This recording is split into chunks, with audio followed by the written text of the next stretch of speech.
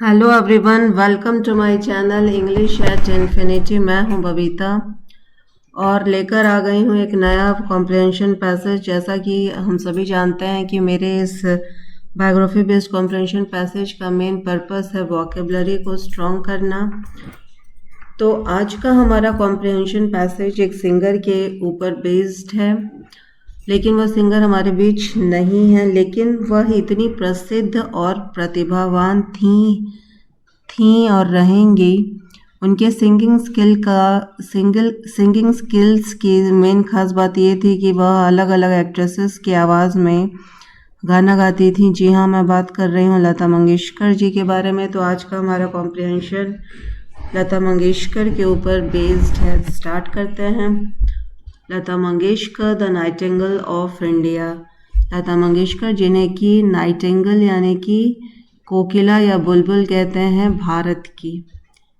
Lata Mangeshkar, lovingly called the Nightingale of India, was born on September 28, 1929 in Indore, Madhya Pradesh.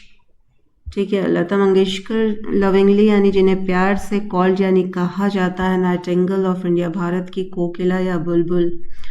Was born यानी पैदा हुई थी सितंबर 28, 1929 में इंदौर, जो कि एक सिटी है मध्य प्रदेश स्टेट का, जो इंडिया में है।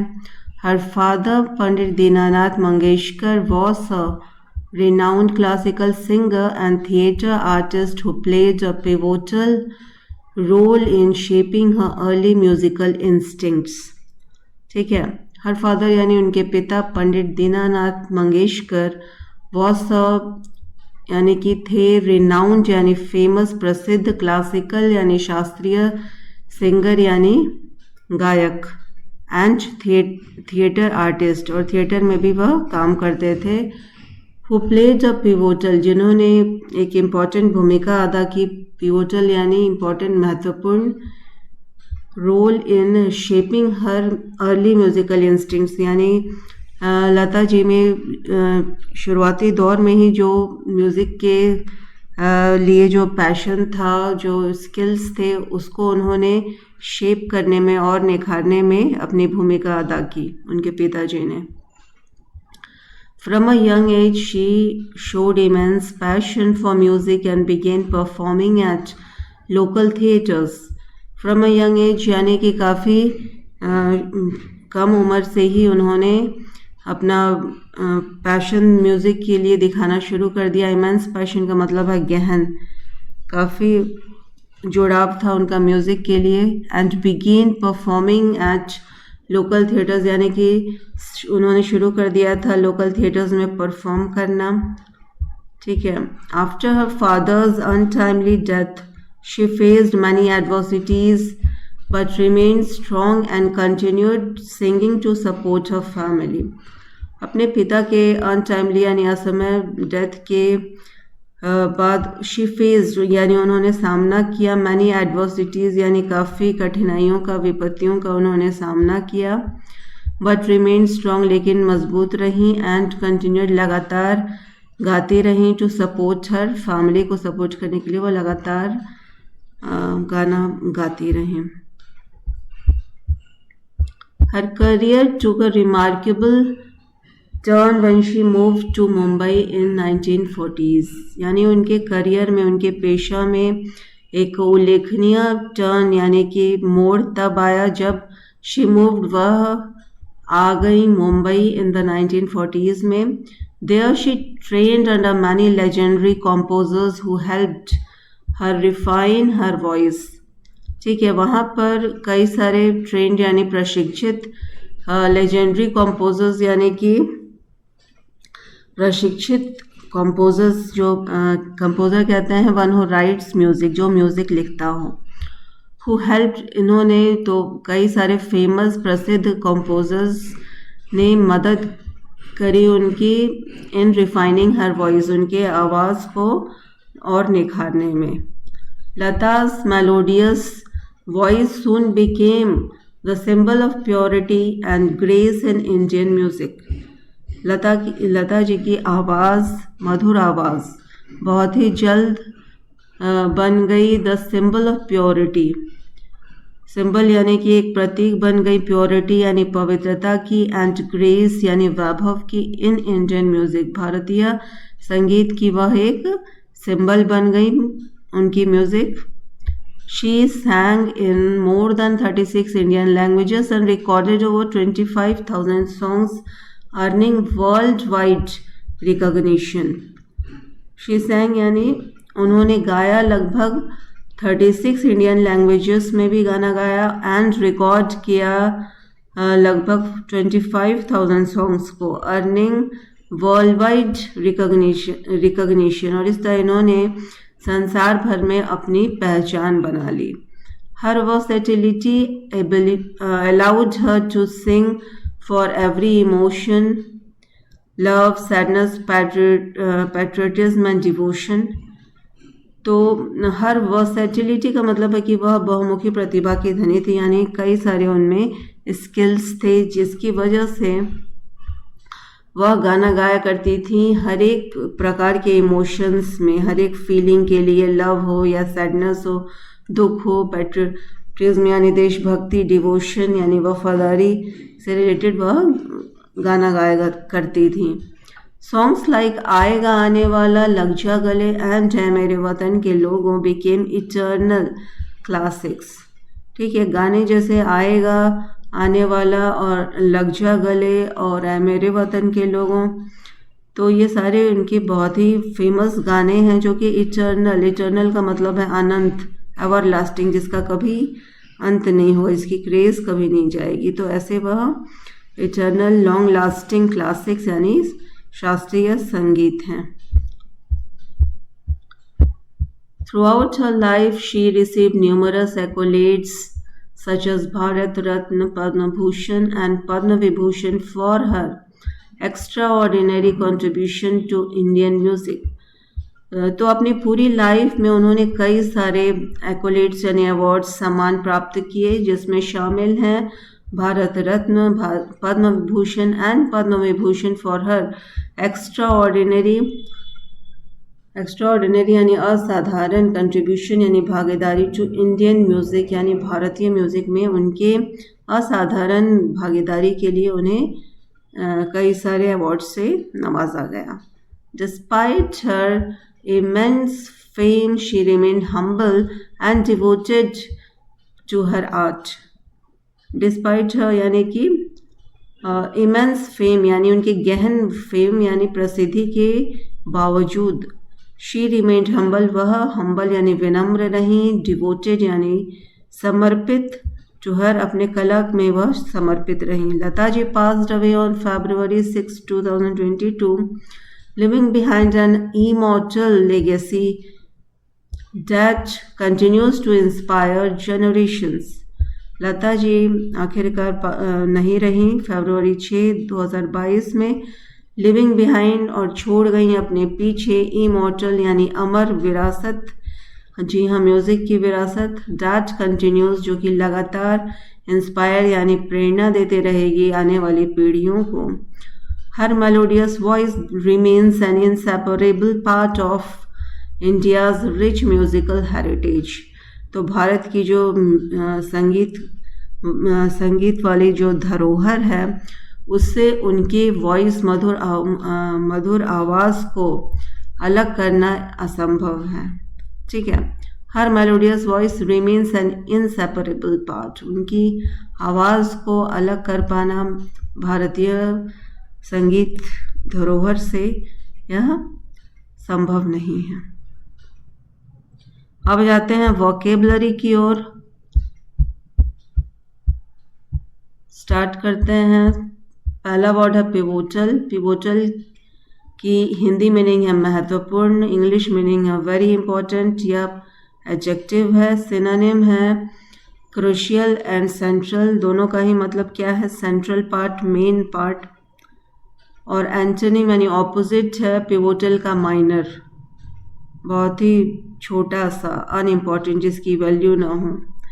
तो ये दोनों ऑपोजिट हो गए। पिवोटल के सेंटेंस है father played a pivotal role in her musical growth, उनके पिता ने बहुत ही इम्पोर्टेंट रोल अदा की थी उनके म्यूज़िक के ग्रोथ में, म्यूज़िक के म्यूजिक को संवारने में। इंस्टिंक्ट्स कहते हैं, हिंदी मीनिंग है सहज प्रवृत्तियाँ, इंग्लिश मीनिंग है नेचुरल एबिलिटीज और फीलिंग्स। यह एक नाउन है और सिनोनिम है इंट्यूशन एंड टैलेंट। दोनों का ही मतलब क्या है, स्किल्स। दोनों सिनोनिम हो गए इंस्टिंक्ट्स के, जबकि ऑपोजिट है इग्नोरेंस। इग्नोरेंस यानी अवहेलना, इनएबिलिटी यानी कुछ न करने लायक। ठीक है, तो ये दोनों ऑपोजिट हो गए इंस्टिंक्ट्स के। और सेंटेंस है her instincts for music appeared at a very young age. तो इंस्टिंक्ट यानी स्किल्स, उनके जो स्किल्स थे म्यूजिक रिलेटेड वह दिखने लगे थे काफ़ी कम उम्र में ही। नेक्स्ट वर्ड है एडवर्सिटीज। एडवर्सिटीज का हिंदी मीनिंग है विपत्तियाँ, इंग्लिश मीनिंग है डिफिकल्ट सिचुएशंस और हार्डशिप्स। नाउन है, सिनोनिम है ट्रबल्स, मिसफॉर्चून्स। ट्रबल्स यानी कठिनाइयाँ, मिसफॉर्चून्स यानी वही दुर्भाग्यपूर्ण परिस्थिति। तो ये दोनों सिनोनिम है एडवर्सिटीज के। एंटोनिम है कंफर्ट, आरामदेह, ब्लेसिंग्स, आशीर्वाद। तो ये दोनों अपोजिट हो गए एडवर्सिटीज के। और सेंटेंस है she overcame all adversities with करेज। वह सामना करती थी हर दुर्भाग्यपूर्ण स्थितियों का साहस के साथ वह सामना करती थी।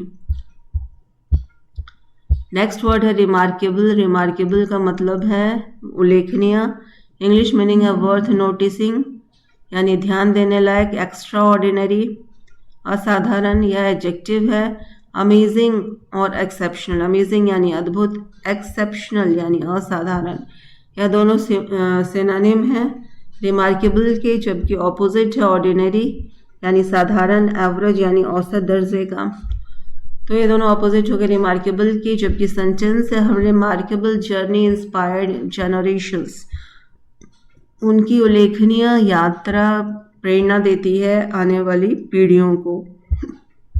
नेक्स्ट वर्ड है मेलोडियस। मेलोडियस की हिंदी मीनिंग है सुरम्य, sweet and pleasant to hear. सुनने में जो अच्छा लगे, मधुर लगे। एडजेक्टिव है म्यूजिकल एंड हारमोनियस। क्या है ये? म्यूजिकल एंड हारमोनियस क्या है? सिनोनिम है किसका? म्यूजिकल एंड हारमोनियस सिनोनिम है मेलोडियस का। हारमोनियस का मतलब है एक रास्ता, मतलब सुव्यवस्थित गाने के तरीके को हारमोनियस कहते हैं। एंटोनिम यानी ऑपोजिट है हार्श। हार्श यानी कठोर, अनप्लेजेंट यानी जिसे खुशी न मिले। तो हार्श और अनप्लेजेंट ऑपोजिट है किसका? मेलोडियस का। सेंटेंस है her melodious voice won millions of hearts. तो उनकी मधुर आवाज लाखों दिलों की धड़कन है। नेक्स्ट वर्ड है प्योरिटी। प्योरिटी की हिंदी मीनिंग है पवित्रता और इंग्लिश मीनिंग है क्लीन एंड इनोसेंट। नाउन है innocence and holiness is synonym. Innocence का मतलब है भोलापन, होलीनेस यानी पवित्रता। तो ये दोनों क्या है? प्योरिटी का सिमिलर वर्ड्स है, जबकि ऑपोजिट है करप्शन, भ्रष्टाचार, डर्टीनेस यानी गंदगी से भरा। ऑपोजिट है प्योरिटी का। सेंटेंस है the purity of her songs make them timeless. ठीक है, तो उनके गानों में जो पवित्रता थी उस पवित्रता ने ही गानों को अमर कर दिया है। आते हैं नेक्स्ट वर्ड की ओर जो है वर्सेटिलिटी। वर्सेटिलिटी की हिंदी मीनिंग है बहुमुखी प्रतिभा, ability to do many different things. Noun है फ्लेक्सिबिलिटी। फ्लेक्सिबिलिटी मतलब कई सारे स्किल्स होना, एटमॉस्फेयर के ही हिसाब से अपने को अडेप्ट कर लेना, अपने को चेंज कर लेना। वैरायटी यानी भिन्न प्रकार के। तो ये दोनों सिनोनिम हो गए वर्सेटिलिटी के। और एंटोनिम है रिजिडिटी यानी कठोर, यूनिफॉर्मिटी मतलब भी यूनिफॉर्मिटी मतलब एक तरह का। सेंटेंस है her versatility helped her sing in all genres. तो उनकी जो बहुमुखी प्रतिभा वाला स्किल्स था उसकी वजह से उन्होंने अलग अलग शैलियों में गाना गाया। नेक्स्ट वर्ड है इटर्नल। इटर्नल का मतलब है अनंत, जिसका कभी अंत न हो, नेवर एंडिंग और और लास्टिंग फॉर एवर एडजेक्टिव है, सिनोनिम है एवर लास्टिंग, इमॉर्टल, दोनों का ही मतलब है जो कभी नष्ट ना हो, जो कभी ख़त्म ना हो। तो ये दोनों सिनोनिम है इटर्नल के, जबकि एंटोनिम है टेम्पोररी यानी कम ही समय के लिए, शॉर्ट लिव, इसका भी मतलब वही है, कम ही समय के लिए। दोनों ऑपोजिट है। इटर्नल का सेंटेंस है her music remains eternal in Indian history, उनका जो संगीत था वह अमर है भारतीय हिस्ट्री में। नेक्स्ट वर्ड पे आते हैं एक्कोलेट्स। एक्कोलेट्स का मतलब है अवार्ड और पब्लिक प्रेज, ठीक है, अवार्ड और पब्लिक प्रेज, और यह नाउन है। सिनोनिम है प्रेज यानी प्रशंसा, ऑनर यानी रेस्पेक्ट, दोनों सिनोनिम है एक्कोलेट का। और एंटोनिम है क्रिटिसिज्म। क्रिटिसिज्म का मतलब है आलोचना, डिसअप्रूवल, ठीक है, डिसअप्रूवल मतलब अनुमति न देना, डिसरेस्पेक्ट कह सकते हैं। तो ये दोनों ऑपोजिट एक्कोलेट्स का सेंटेंस है she received countless accolades during her career, उन्होंने रिसीव किया काउंटलेस यानी अनगिनत, एक्कोलेट्स यानी अवार्ड्स, सम्मान प्राप्त किए अपने करियर के दौरान। नेक्स्ट वर्ड है एक्स्ट्राऑर्डिनरी। एक्स्ट्राऑर्डिनरी की हिंदी मीनिंग है असाधारण, बियॉन्ड नॉर्मल और यूजुअल। एडजेक्टिव है एक्सेप्शनल। एक्सेप्शनल और एक्सेप्शनल का मतलब है असाधारण, रिमार्केबल मतलब भी उल्लेखनीय। तो दोनों सिनोनिम एक्स्ट्राऑर्डिनरी के, जबकि ऑपोजिट है ऑर्डिनरी एंड नॉर्मल, दोनों का मतलब है साधारण। सेंटेंस है her extraordinary voice made her unique, तो असाधारण आवाज़ ने उन्हें यूनिक, अद्भुत बनाया। नेक्स्ट वर्ड है हम्बल। हम्बल का मतलब है विनम्र, simple and not proud. Adjective है मेक, पोलाइट, दोनों का ही मतलब है सॉफ्ट, सॉफ्ट एंड विनम्र कह सकते हैं। एंटोनिम है प्राउड और एरोगेंट, दोनों का ही मतलब है घमंडी। हम्बल का ऑपोजिट है। सेंटेंस है she remained humble even after great success, तो सक्सेस पाने के बावजूद भी वह हम्बल यानी विनम्र रही। डिवोटेड। डिवोटेड का मतलब है समर्पित, loyal and committed to something. Adjective है फेथफुल और डेडिकेटेड, दोनों का क्या मतलब है आज्ञाकारी और वफादारी, समर्पित। ये सिनोनिम है डिवोटेड का और एंटोनिम है इनडिफरेंट और नेग्लेक्टफुल, दोनों का मतलब है तिरस्कार, अवहेलना। सेंटेंस है she was devoted to her art all her life, यानी अपनी पूरी लाइफ में वह अपने कला के लिए ही डिवोटेड रही, समर्पित रही। नेक्स्ट वर्ड है इमॉर्टल। इमॉर्टल का मतलब है अमर, never dying, remembered for ever, हमेशा याद किया जाना। एडजेक्टिव है अनडाइंग और एवर लास्टिंग, कभी ख़त्म ना हो, ये मीनिंग है दोनों का। और सिनोनिम है इमॉर्टल का। और ऑपोजिट क्या है मॉर्टल, जो नष्ट हो जाए, पेरिशेबल, जो जल्दी खराब हो जाए। तो ये दोनों ऑपोजिट हो गए इमॉर्टल की, जबकि सेंटेंस है her immortal songs will live through generations, तो उनके जो अमर गाने हैं वह हर जनरेशन के साथ रहेंगे, ठीक है।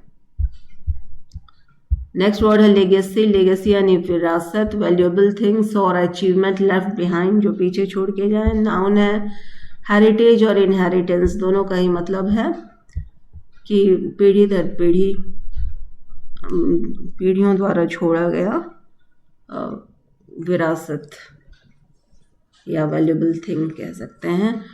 एंटोनिम है लॉस और डिसरिगार्ड, यानी कि कुछ भी ना छोड़ा जाना, डिसरिगार्ड यानी डिसरेस्पेक्ट। तो ये दोनों अपोजिट है लेगेसी का। और सेंटेंस है musical legacy is cherished world wide, तो उनकी जो म्यूजिकल संगीत वाली विरासत है वह चेरिश्ड यानी कि हमेशा उसकी प्रशंसा होते रहेगी संसार भर में। नेक्स्ट वर्ड है हेरिटेज। हेरिटेज का भी मीनिंग लगभग सेम है, धरोहर या कल्चरल और हिस्टोरिकल ट्रेडिशन। नाउन है ट्रेडिशन, लेगेसी, दोनों विरासत और परंपरा। सिनोनिम है हेरिटेज के। एंटोनिम है मॉडर्निटी एंड चेंज, यानी नवीनता और बदलाव, दोनों क्या है ऑपोजिट है हेरिटेज के। सेंटेंस है हर songs became a part of India's rich heritage, उनके गाने क्या हैं भारत के, बन गया है इंडिया का रिच हेरिटेज यानी कि धरोहर बन गया है। अब आ जाते हैं क्वेश्चन एंड आंसर्स पर। When and where was Lata Mangeshkar born? Answer is she was born on September 28, 1929 in Indore, Madhya Pradesh. Next question, how did her father contribute to her music career? उनके पिता ने कैसे कंट्रीब्यूशन किया उनके लिए music career में? Her father पंडित Dinanath Mangeshkar trend हर, उन्होंने प्रशिक्षित किया उन्हें क्लासिकल म्यूजिक में, शास्त्रीय संगीत में, and inspire her to sing, और गाने के लिए भी उन्हें प्रेरणा दी।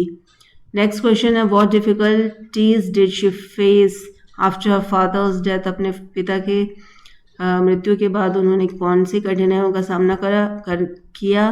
आंसर है, she faced many adversities but continued singing to support her family. अपने पिता के निधन के बाद उन्होंने कई सारी कठिनाइयों का सामना करते हुए लगातार गाना गाती रही अपनी फैमिली को सपोर्ट करने के लिए। नेक्स्ट सेंटेंस है, क्वेश्चन है, mention 2 of her famous songs. उनके 2 गाने को मेंशन करें। आंसर है, लग जा गले एंड ऐ मेरे वतन के लोगों are 2 of her most famous songs.